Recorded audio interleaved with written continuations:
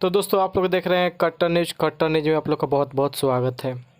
दोस्तों खेसारी लाल यादव के आए दिन बहुत सारे एल्बम का शूटिंग चल रहे हैं।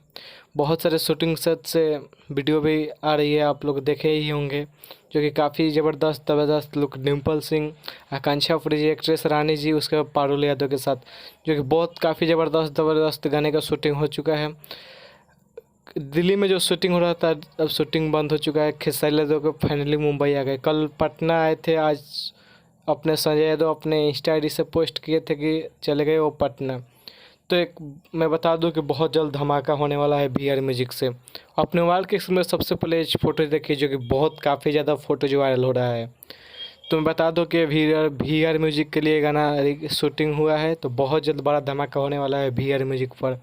तो बस हम इतना ही कहेंगे। बाकी आप लोग अनंता म्यूजिक वर्ल्ड से, जो कि बहुत तगड़े लेवल का सॉन्ग आया था, त्रिकुले हमारे जान, जो कि काफ़ी ज़बरदस्त सॉन्ग है। गाने को सुनते रहिए, बस इतना ही कहेंगे। अगर हमारे यूट्यूब चैनल पर नए हैं तो चैनल को सब्सक्राइब कर लीजिएगा। भोजपुरी का हर छोटी बड़ी खबर देखने के। तब तक के लिए बाय, मिलते हैं नेक्स्ट वीडियो में।